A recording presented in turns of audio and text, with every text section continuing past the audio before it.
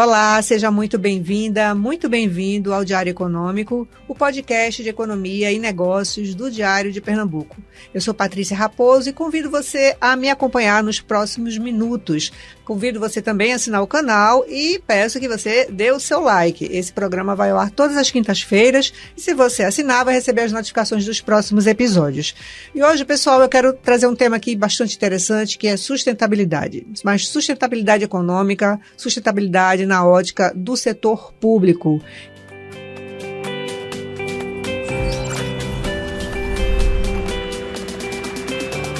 Quem está comigo aqui no estúdio para falar sobre esse assunto é a secretária de Meio Ambiente, Sustentabilidade e Fernando de Noronha, Ana Luísa Ferreira. Seja muito bem-vinda, Ana Luísa. Obrigada, Patrícia. Prazer receber você aqui. Bom, Ana Luísa é bacharel em Administração de Empresas pela FECAP-UPE, é mestre em Políticas Públicas pela Universidade da Geórgia e doutora em Ciência Política pela Universidade Federal de Pernambuco. Ela atua desde 2009 com financiamentos para investimentos de longo prazo e é certificada pelo Instituto CFA em investimentos ESG, que são os investimentos que consideram o meio ambiente, o social e a governança, e esse vai ser basicamente a tônica da nossa conversa aqui. Ana Luísa, quando olhamos para o seu currículo, vemos que o governo de Raquel Lira escolheu uma secretária com perfil muito voltado às novas tendências globais de sustentabilidade. Qual a sua estratégia para a condução da Secretaria de Meio Ambiente com esse viés?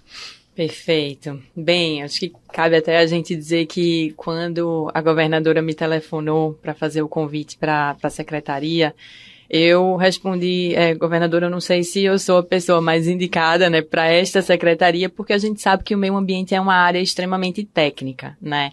Ao que ela me respondeu que ficasse tranquila, que a gente teria o corpo técnico, né, em meio ambiente, mas que o que ela precisava naquele momento era exatamente de um novo olhar, né, para agregar ao olhar de meio ambiente, para a Secretaria de Meio Ambiente e Sustentabilidade, que é justamente o olhar do desenvolvimento sustentável, do ESG. E na reforma administrativa, a governadora deixou isso realmente, ela concretizou, né, essa vontade. A Secretaria de Meio Ambiente e Sustentabilidade, Fernando de Noronha, a gente passou de uma secretaria executiva, que acumulava todas as funções, para duas. Então, hoje eu tenho o secretário executivo de Meio Ambiente e tenho a secretária executiva de Sustentabilidade, o Desenvolvimento Sustentável. E a gente passou de 3 gerências gerais técnicas para 10 gerências gerais técnicas. Então, eu também pude agregar na secretaria essa nova visão econômica sobre o meio ambiente e a sustentabilidade. Então, a gente tem hoje gerente geral de instrumentos financeiros, por exemplo, instrumentos econômicos ambientais, que vai nos ajudar aí na implementação de mercado de carbono, de pagamento por serviços ambientais em Pernambuco. A gente tem também uma gerente geral de projetos especiais e ESG, que aí vai nos ajudar nessa caminhada junto com o setor privado de como é que a gente torna Pernambuco o estado mais indicado para as empresas que querem investir de forma sustentável. Então, a gente conseguiu efetivamente concretizar isso na estrutura do estado. Isso é uma coisa interessante, porque, por exemplo, no Porto Suape, muitos investimentos, pelo menos nos últimos anos, já vinham com esse olhar, né?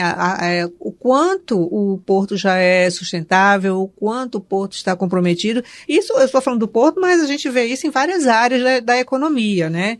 Então, assim, e agora nós temos um mercado que começa a crescer bastante, que é o do hidrogênio verde, e essas empresas olham muito para essa questão, né? Então, assim, isso faz total sentido. Uma coisa que eu gostaria de conversar contigo é que em março passado, março desse ano, Pernambuco zerou seus lixões, né? Todos os municípios agora contam com aterros sanitários para os seus resíduos.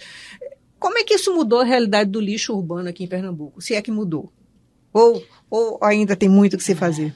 Não, é um marco, sim, a ser bastante celebrado, né? Isso foi uma força-tarefa aí, incluindo, inclusive, Tribunal de Contas, Ministério Público, e dos lixões a gente passa para os aterros, né? Que aí os aterros são locais efetivamente controlados, com a estrutura necessária para monitorar aquele resíduo, para monitorar e evitar a poluição, né, dos corpos hídricos, enfim. Então, é um passo realmente extremamente importante. a gente precisa dar os próximos passos, né? A gente sabe que hoje os aterros existentes no estado, eles estão com a capacidade aí bastante limitada, né? Alguns chegando próximos ao limite de sua vida útil. A gente tem uma questão logística também, né? O transporte do lixo, ele se torna muito caro para alguns municípios. Então, tem algumas questões que a gente precisa observar. E a gente precisa ir até além, né? A gente, em Pernambuco hoje, a gente aterra todo tipo de resíduo. A gente está aterrando riqueza, né? A gente tá realmente aterrando valor. E a gente precisa passar para essa nova fase de ter, de fato, uma estruturação da coleta seletiva, de um incentivo eficaz, né, para reciclagem. Mas sim, é um primeiro passo a ser celebrado, bastante celebrado. Isso que você fala de se enterrar riquezas é interessante porque tem um outro aspecto. Na hora em que você enterra tudo, você compromete a geração do biometano, por exemplo. Exatamente. Né? Como é que vocês olham para essa questão do biometano? É fundamental. Veja, hoje realmente a questão dos resíduos sólidos urbanos, ela tem um olhar completamente diferente do que a gente tinha algumas décadas atrás. A gente percebe que para os aterros, né, cada vez mais eles são interessantes economicamente. A gente vê um interesse da iniciativa privada, né, em operar esses aterros, e eles estão de olho, né, esses operadores privados também nas receitas acessórias. Por exemplo, na geração do biogás, né? A gente foi visitar alguns aterros já, na última sexta-feira estávamos no CTR de Caruaru, por exemplo, onde eles têm a geração, né, do biogás, e ficamos impressionados com o quão expressivo é a receita da geração de biogás para a receita do aterro. Uhum. Então, acho que isso é uma tendência. A gente precisa fazer que a receita também com a venda do material reciclável seja expressivo, né? Então, esses são os incentivos que a gente precisa alinhar. E tem alguns especialistas que, inclusive, já defendem o royalties com base nessa geração. Os municípios que puderem gerar, receberem esses royalties. E seria um incentivo a mais, né, para o município executar aquela política pública que pudesse viabilizar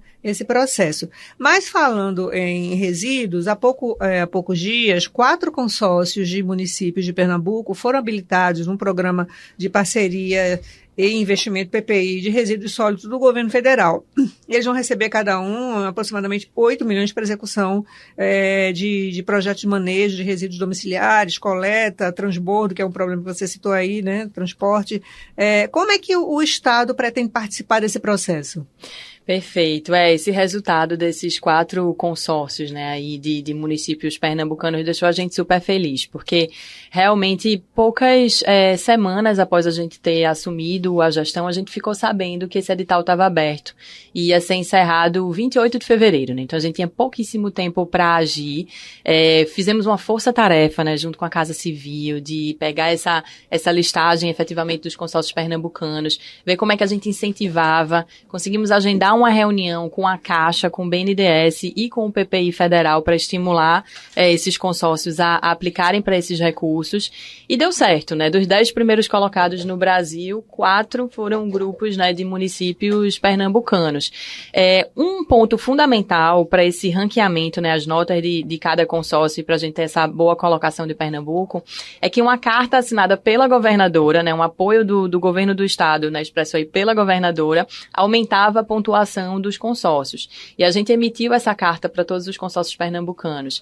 E essa carta, na verdade, é um compromisso da equipe técnica, inclusive da Secretaria de Meio Ambiente e Sustentabilidade, em estar junto aos consórcios de município, dos municípios, inclusive nessa estruturação técnica, né? Então, é um valor expressivo que está estimado aí na casa dos 8 milhões de reais somente em estudos, né, antes da fase de implantação, porque realmente são estudos técnicos, econômico-financeiros e jurídicos bastante robustos para a gente deixar pronto até a fase de licitação, né? E foi então muito vai ter um novo aporte de recursos para a fase de implantação, para a implantação desse projeto. O formato que está sendo previsto é o formato de uma PPP, né? Então, essa fase aí, ela deixa tudo pronto até a licitação, e na licitação, a concessionária vencedora, ela vai ressarcir o FEP, né, o Fundo de Estruturação de Projetos, nesse investimento inicial feito para bancar os estudos. E aí é super interessante porque, além do aporte, né, assim, realmente financeiro para contratar esses consultores especialistas, a gente tem também o acompanhamento do próprio PPI. E o time do PPI Federal de Resíduos Sólidos é composto por uma equipe que está nesse tema de resíduos sólidos há muito tempo, né, assim, há mais de década. E que já estruturaram muita coisa, inclusive que deu errado, né, assim, que foram lições aprendidas. A gente sabe que resíduo sólido é um tema que é extremamente complexo, porque eu vou desde a questão social, fundamental dos chamados catadores, né, mas que a gente na SEMAS defende que a gente precisa elevar até porque catadores é um nome vulgar, digamos assim, para um agente de extrema importância, que é um verdadeiro agente de logística reversa. Né, eles hoje não são valorizados economicamente como deveriam, mas eles fazem um papel fundamental para a sociedade de estimular essa reciclagem. Né? Talvez precisem aí ser desenvolvidas políticas públicas para valorização dessas pessoas, né? Porque elas nem são vistas. Não são vistas e têm um papel fundamental, né? Então, o PPI Federal, ele olha desde essa questão social até a última milha lá, né, assim, de qual é a tecnologia mais adequada, né, assim, classe mundial hoje para a destinação final do que são rejeitos, efetivamente, né? Depois que eu já tratei aí os resíduos. Então, é bem complexo, né? Uma gama muito grande aí do que precisa ser considerado nos projetos de resíduos sólidos urbanos. Agora, eu tenho uma curiosidade, porque quando o governo federal lançou o edital, o chamamento público ele tinha como objetivo viabilizar o cumprimento dessas metas estabelecidas pelo Plano Nacional de Saneamento Básico, que era basicamente encerrar os lixões. Aqui a gente já tem esse processo concluído. Então, qual seria a prioridade aqui em Pernambuco? Veja, Pernambuco, a gente tem um déficit hoje, né, de aterros, então o custo logístico, o custo para os municípios em geral, com os aterros sanitários, com a destinação de resíduos como um todo, é um custo muito alto. A gente tem um índice muito baixo de compostagem e um índice muito baixo de reciclagem. Uhum. Então, assim, são desafios que a gente, sem dúvida, tem aí um campo muito grande para melhoria. E possibilidade de negócio, né? Sem e possibilidade para a iniciativa privada entrar e trabalhar em cima desses temas, né? Pois são oportunidades econômicas, né, de fato. A gente já tem, assim, alguns casos interessantes de empresas que estão dando certo com o uso de resíduos. A gente vê a Roda, que já faz esse trabalho muito interessante com a fábrica da Jeep. Minha bolsa está aqui, é da Roda. Eu não trouxe a mochila, mas eu tenho uma mochila da Roda feita com o couro dos assentos dos veículos. Tem também uma bolsa feita com airbag. Cinto de segurança, né? Cinto de segurança também, né? Tem roupa, inclusive, feita com... Então, assim, é interessante. É um olhar diferente, né? É um olhar, como a gente está falando, o lixo é realmente uma coisa valiosa, né? É isso. Então, é uma oportunidade de negócios e é bom a gente falar sobre isso aqui, porque quem nos ouve começa a prestar atenção nesse tema e começa a pensar aí qual seria o caminho, né? Como é que eu posso ganhar dinheiro com isso? Eu acho que hoje em dia a gente precisa se desafiar, né, a trazer inovações para várias áreas, né? E vem mais incentivos pelo governo por aí, né? A gente tá com um trabalho forte nesse sentido, e aí o Estado tem um papel importante, né? Inclusive de incentivo via compras públicas, enfim, né? A gente vem desenvolvendo uma série de temas que vão ser bem interessantes. Vem novidade por aí. Vem novidade por aí. Muito bem.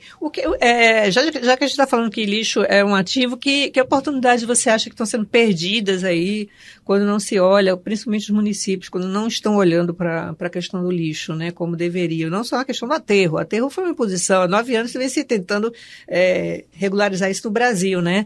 Mas que outras oportunidades, né, existem para esses municípios? Eu acho que uma oportunidade que você citou e que, na verdade, ela é duplamente valiosa, que é a da geração do biogás, porque ela vale pelo lado da geração de energia, né, que pode ser vendida aí, enfim, se for até 5 mega, né? Como limpa, como geração distribuída, né, e pelo lado também do crédito de carbono, né, assim, que isso pode ser viabilizado. Então, são diversas oportunidades, né, e eu acho que a economia global, e isso chega aqui, sem dúvida, vai cada vez mais valorizar tudo que vier da economia circular, de reuso, de reciclagem, de reutilização. Deve haver, então, vários projetos com logística reversa dentro desse edital, né? Sim. A logística reversa, ela precisa ser melhor implementada, né? Já tem um decreto, né, instituído no Estado sobre isso, que a gente está vendo regulamentação e as formas mais eficazes de implantar. Agora você me lembrou um tema aí que é o mercado de crédito de carbono. A gente não está olhando muito, nossa economia ainda não está olhando muito para isso, né? A gente tá olhando bastante, né, assim, desde o início da gestão. É um tema que é muito caro, né, assim, a nós, porque a gente, Pernambuco, o Nordeste do Brasil em geral, tem um potencial muito grande, né, e a gente tem uma missão gigante na Secretaria de Meio Ambiente e Sustentabilidade, que é a da conservação, efetivamente, né. Hoje, Pernambuco tem 90 unidades de conservação, e a gente tem 90 unidades de conservação decretadas, mas a gente tem uma capacidade hoje muito baixa de cuidar, né, dessas unidades de conservação. Eu tenho um déficit de gestores, né, de pessoal no CPRH, que é a agência vinculada à SEMAS, né, mas é o braço operacional para cuidar dessas unidades de conservação.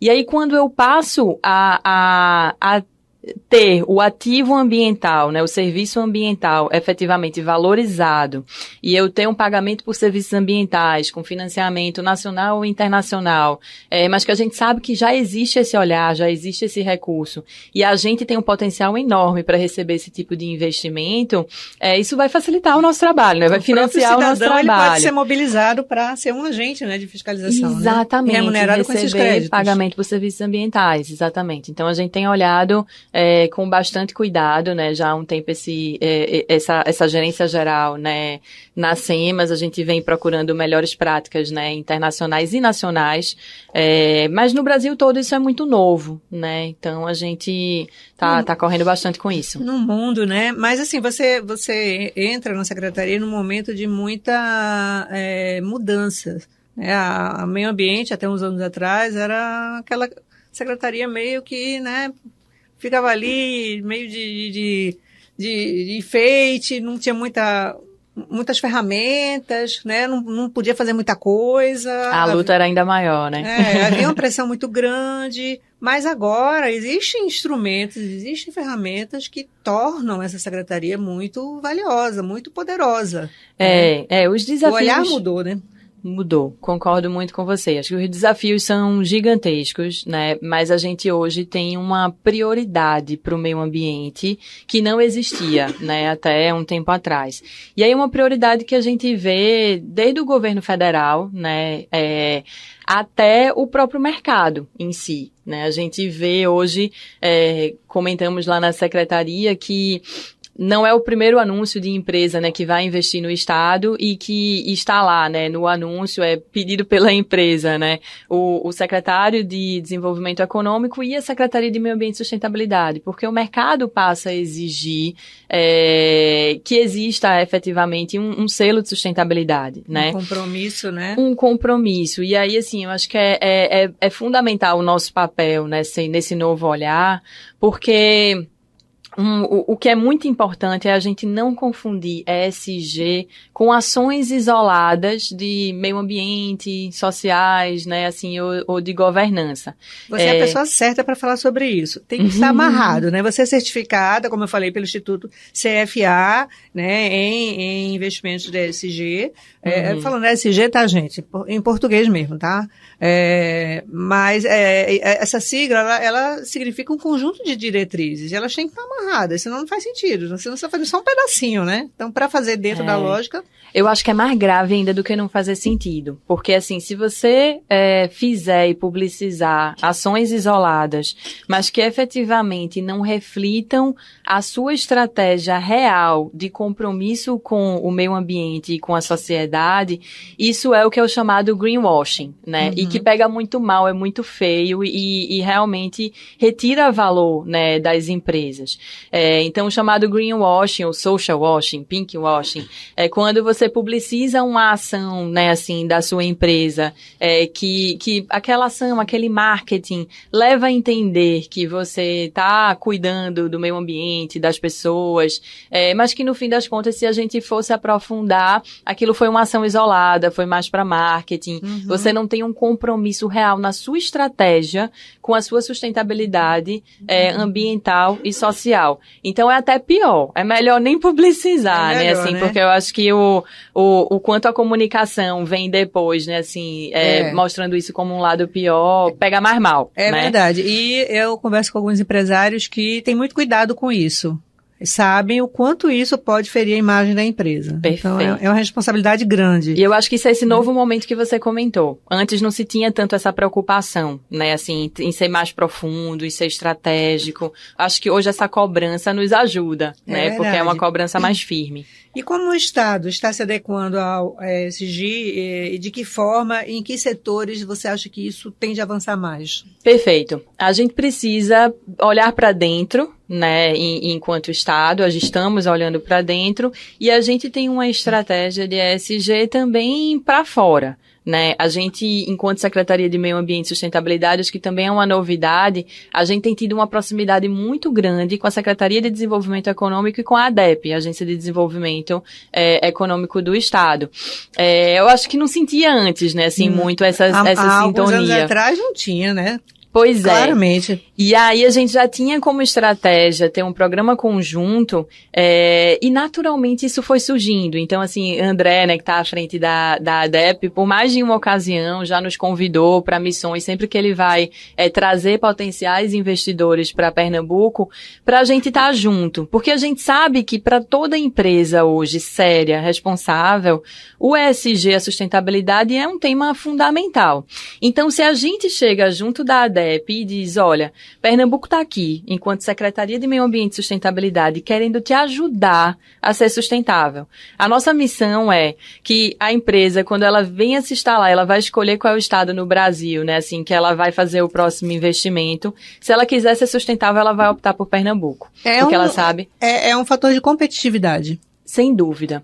Porque a gente vai ajudar a empresa a ser mais sustentável. Isso vai aumentar a competitividade dela. Então, vai desde ações muito simples, como, por exemplo, a gente tem um catálogo das associações de catadores, né, de agentes de logística reversa, né, em Pernambuco, e fazer esse link para a empresa. A gente apresentar empresas como uma roda, né, como uma Love Trash, que podem ajudar elas a otimizar os seus resíduos, a conectar com departamentos das universidades federal, rural, as nossas universidades aqui, o PE, que podem ajudá-las com tecnologias de reuso de água, né, ou do tratamento efetivamente da sua planta. Então, quando a gente facilita a vida, né, assim, dos investidores para que eles sejam efetivamente mais sustentáveis, isso vai ser um fator de competitividade para Pernambuco. E você usou a denominação aí interessante, agentes de logística reversa. Em vez de catadores. Porque é isso. Né? A gente tem que começar a olhar para essas pessoas dessa forma. Dar o devido valor, né? Exatamente. Agora, dentro desse quesito ambiental, né, nós temos aqui dois assuntos que envolvem diretamente a área que você atua, né, que é a área de proteção ambiental também. Nós temos dois empreendimentos que têm gerado muita discussão na sociedade, porque eles passam ali, eles afetam a APA de Aldeia, a área de proteção de Aldeia. Um é o Arco Metropolitano, e outro é a Escola de Sargentos, né? O Arco vem se arrastando aí porque um trecho realmente corta ali e ainda não se encontrou uma solução.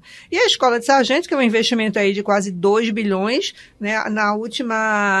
No último ajuste do projeto, ele estaria destinado a ocupar 180 hectares, né, daquela região. Há uma grande comoção pelas pessoas que defendem ali a área de proteção ambiental. E como é que você lidar com isso? Como é que o Estado olha para essas duas coisas, esses dois interesses, né? São dois grupos de sociedade bastante diferentes que parece que não conseguem se entender em torno desses assuntos. Uhum. O Estado vem enfrentando isso com muito compromisso e muita seriedade, né?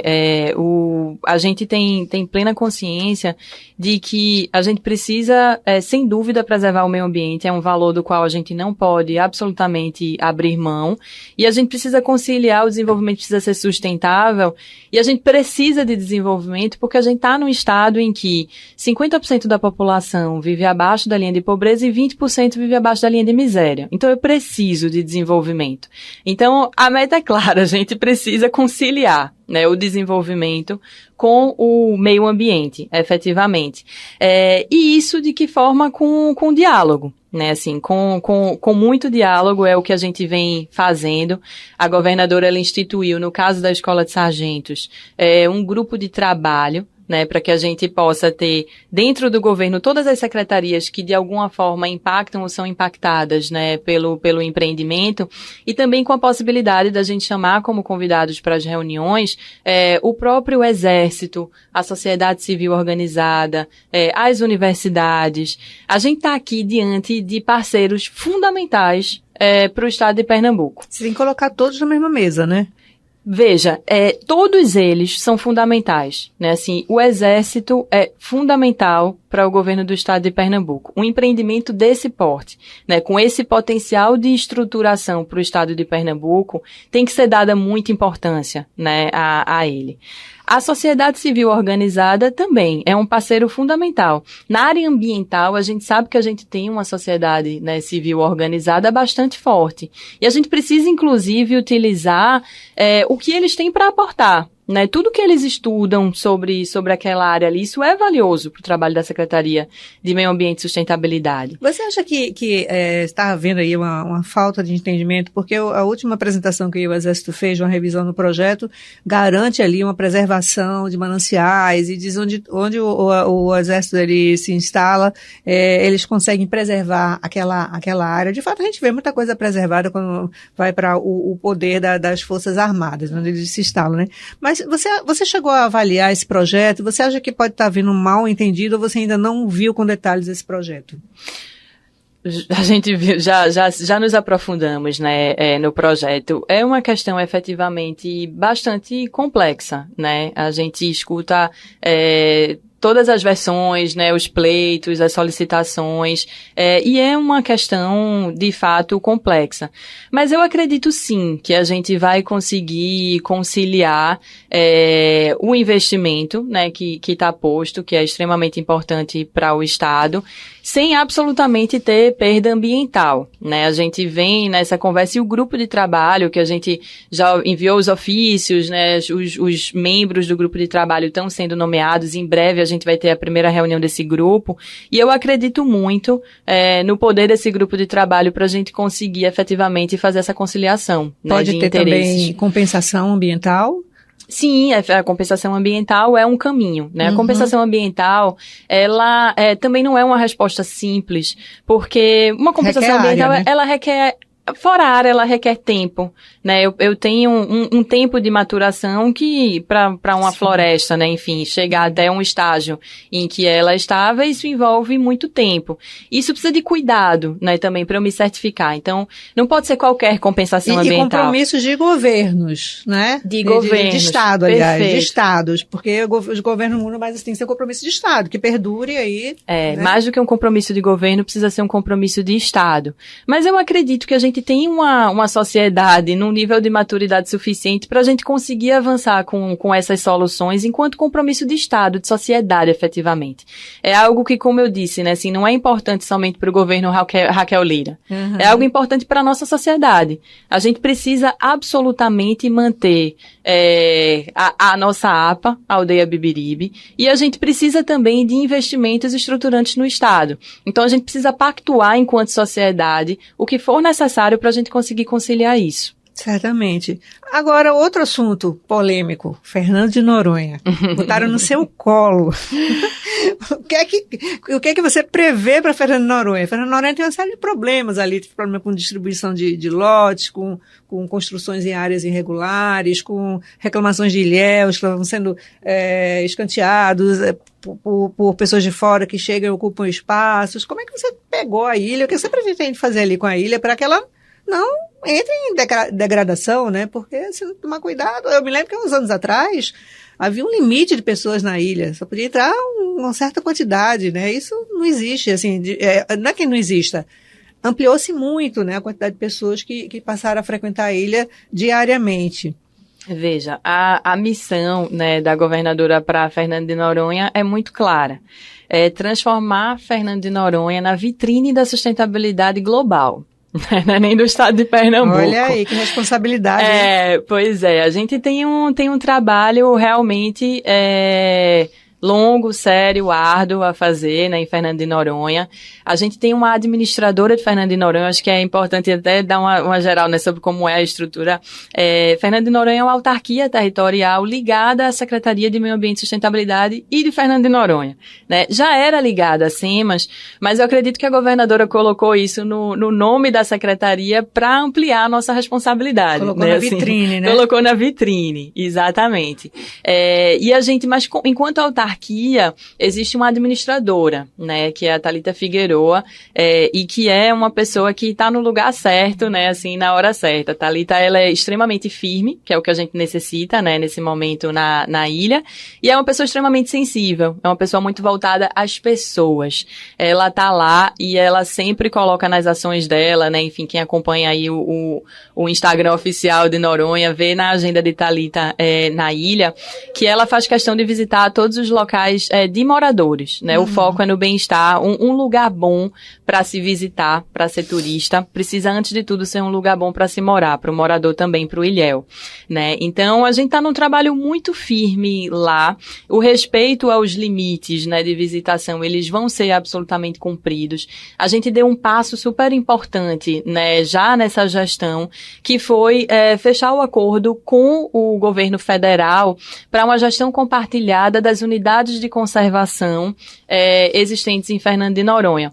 Causou um tremendo rebuliço, né, talvez podemos chamar assim, né, o fechamento desse acordo, mas no final das contas foi um acordo que simplesmente resolveu pendências, né, quando eu tenho uma sobreposição de uma área de proteção federal a uma área de proteção estadual, não só em Fernando de Noronha, mas em outros locais do país, eu naturalmente gero alguns conflitos de competência, né, e o acordo veio para sanar esse conflito. Sim. E o acordo não mexeu absolutamente no fato de que Fernando de Noronha é de Pernambuco, né, assim, é um território de Pernambuco. Mas a gente quis, efetivamente... Mas a gente tem um parque nacional lá. A gente tem o Parque Nacional, a gente tem ali um custo alto, inclusive, com a manutenção necessária daquele paraíso natural que é Fernando de Noronha. Então, a gente compartilha com o governo federal a responsabilidade por cuidar das áreas mais críticas, né, de proteção à vida silvestre, do Parque Nacional Marinho, com o governo federal. Todos os locais que são habitados, urbanos de Fernando de Noronha, isso é a responsabilidade do governo do estado e continua a ser, certo? Então, assim, acho que esse acerto em Fernando de Noronha foi muito importante para a gente destravar e ir nesse caminho aí de atingir essa meta de ser vitrine da sustentabilidade. E sem dúvida, a ilha, ela teve uma melhoria, né, para receber o turista, e o que vem acontecendo é coisa de mais de uma década, né? Vem ali uma série de processos e de vários governos para trás que acabaram dando uma relaxada com a ilha. Né, uma vez que ela entra para a vitrine do governo, né, então assim, eu acho que realmente é bem interessante porque a gente vê exemplos semelhantes a Fernando de Noronha super preservados, são destinos turísticos valiosíssimos, né, porque o turista ele paga caro para ir para lá e ele quer qualidade também, né, mas é como você falou, não dá para olhar só para o turista, tem que olhar para o ilhéu, aquela pessoa que tem famílias ali, que gerações e gerações que nasceram e vivem ali. Né? Mas realmente é muito, muito importante olhar para isso. Mas, Ana Luísa, nós estamos chegando ao fim do nosso podcast. Foi ótimo conversar com você aqui sobre todos esses assuntos. Ficamos atualizadas. Quero agradecer a sua presença, né? Lhe desejar boa sorte aí e que você nos traga sempre boas notícias. Patrícia, eu que agradeço, né, pelo convite, pela oportunidade de estar aqui, da gente poder comunicar as nossas ações e conte sempre conosco. Muito obrigada. Muito obrigada, Ana Luísa, secretária de Meio Ambiente, Sustentabilidade e Fernando de Noronha, do estado de Pernambuco. Agradeço você também que nos acompanhou até aqui e não esquece, dá o seu like, assina o canal para receber as notificações dos próximos episódios e até a próxima.